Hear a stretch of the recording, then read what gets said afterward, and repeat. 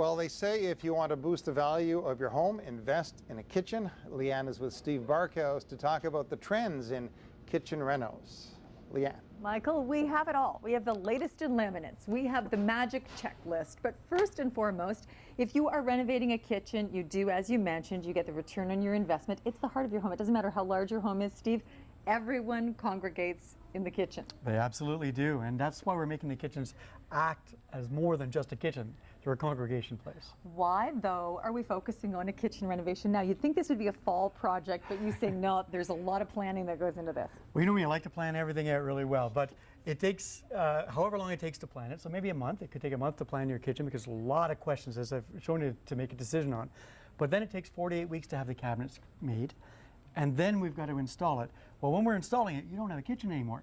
So you don't want it to be the middle of winter, so you can't go out and use the barbecue or the cooktop out back. So that's why we want to do it now, so that in the fall you're outside barbecuing. So you can have a cooler, your barbecue, you don't have to worry about your kitchen, you can still live in your home. And we are going to show you some transformations, which will then lead us into the checklist and some of the trends Steve has brought along. The first one, okay, I love this, the before and the after. Tell us about this kitchen and what the client wanted, Steve.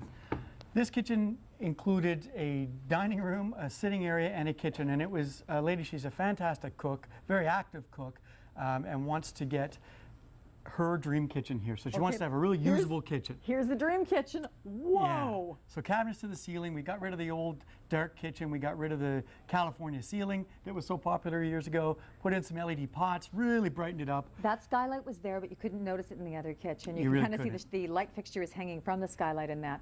So this is another look at the before, the flooring, everything's different. Yeah, and we wanted to include the table because they sat at the table for most of their meals, actually, and there's a fireplace just right where the picture's being taken from, so we wanted to take advantage of that. So you can see the table is part of the island. So the island was a real feature they wanted. So I think the only thing they really kept, they kept the chairs. And you say that it was hard for the homeowner to get kind of their minds around, the homeowners to get their minds around moving the fridge, moving the stove, relocating things. Well, yeah, you can see where the stove and everything's on the countertop, so they really didn't have usable space, but it is for anyone to get a sense, because when we come in, we really want to transform a kitchen. We want to move everything around, make it so it's most functional. We want to talk to you about how you use the kitchen, where you use it, when you use it, and then we get the lighting and the layout to work. You see the fireplace there, kind of hidden by the table. You'll see what we've done. We've really brightened that up. You see the fireplace on the right with the television above, so they can sit at the table, have their meals, but prep work all right there with the prep sink. And what style do you describe this as? I call this traditional. It's probably transitional, maybe is a better word, moving from your stereotypical traditional to a much more comfortable look and style. And I believe that's one of our last looks. And of course, everyone watching and those who are home today watching, they're wondering, oh, what's the price tag on that? Yeah, that would be somewhere just under $100,000. Lots of really cool features in there. Again, the garage, custom garage for recycling and composting. You can see the Miele appliances in there. So a steamer, so really healthy cooking. So the price of the appliances included. Yeah. Now, this is another renovation. Yeah, so we had 3 separate rooms that were really not being used very well. This was the eating area, if you can imagine. There's a dining room separate. Very dark, so what we did is we put a banquette in the corner and got lots more storage space. And there, the traffic flow, you can see the patio doors on the left, so there was a traffic flow right through there, but with the table in the middle before, you had none. And the same thing here, very dark, low ceilings with the bulkheads, and we opened up the wall that you're looking at right now. And you can see all the way through from the eating area through to the living room, and we redid the fireplace at the far end and the television. So the whole area, it's a huge entertainment area. Do you know how many people are at home saying, that's my kitchen, that's my kitchen. Honey, look what we could do, look what we should do. Okay. So no squeaky drawers, no doors that are falling off, all brand new, great backsplash, the high pressure laminate tops. You've got the quartz tops here, the countertops rather. You can see the hood fan that's out of the way. You can see the patio door in behind. It doesn't even look like the same space at all. It does not. You know, it's been totally reorganized. That's the wall we took out, that's in the living room. So when we took that out and we reused that shelving unit somewhere else, you can see you can look right through into the kitchen. So was the wall where the island is? I'm Correct. just trying. Okay. Yeah. So you left the support beam or the bulkhead there, and you ditched the wall. Yeah, that holds a very big steel beam right now, but it's hard to tell. We got bulkheads and the pendant lights hanging from it, so it's nice. But before you actually get rid of a wall, you should really go through this very thorough checklist, and that's why you consult someone who knows what they're doing. We're going to come back in a moment to go over the list of what you must know and what you must decide before you embark on a kitchen renovation. We'll be back with Steve Barkhouse, Michael. Good-looking kitchens there. Thanks, Leanne. Well, we just watched Leanne and Steve Barkhouse take some kitchens from blah, blah to wow. Let's hear what other tips they have to share. Leanne. Well, Michael, at first we're going to paint this scenario. You're at home and one of you is trying to rationalize why you need a kitchen renovation, and Steve has all the answers. First of all, you can rationalize changing and taking your kitchen from blah blah to ta-da by because of the increased value. Absolutely. 75 to 100% return on investment, so that's fantastic. Renovators use that stat a lot. We use that a lot, I'm sure. absolutely. But it's true. It's true. Stats Canada. So essentially, having a kitchen that is modern and well-functioning is one of the checkmark lists for real estate. Yeah, and it's like most renovations. You still have to be careful. You don't want to overinvest in areas that don't make a lot of sense. If you know, do you need real trendy? Do you need the hard countertops? If you have a good designer, they're going to give you the bang where you want it and the pop, and then keep you more balanced in other areas. We're going to show you, look at that, another gorgeous look at that before, which was transformative.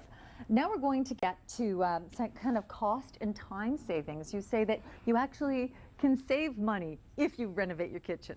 Well, certainly your appliances are a lot more efficient, right? So that's going to save you. We had an induction stove on the other one of the kitchens that we showed, and the induction is 10 seconds to boil water.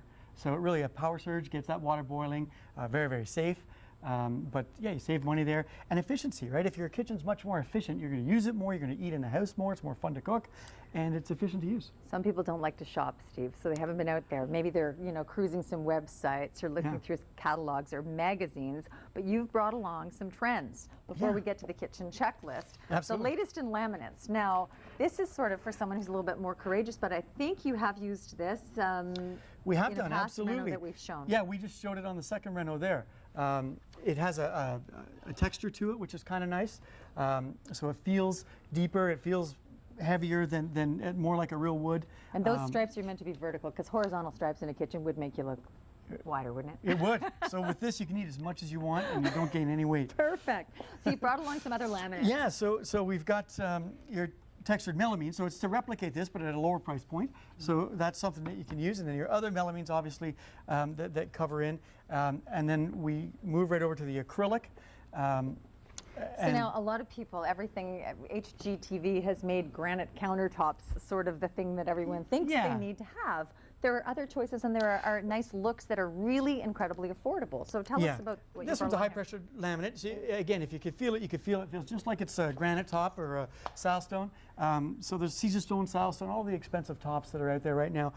This is absolutely a great solution. And there are some things that you can actually buy that aren't granite. They're called, are they a polymer blend or whatever, that you fit right over your existing counter? That's right. If you're recapping, if you have an existing top, they come in and they set that right on top, and it's to look like silestone or granite. Before we show one of the sexy features you've brought along, because you brought these counters, and you wanted to just quickly go through, you have, ta-da!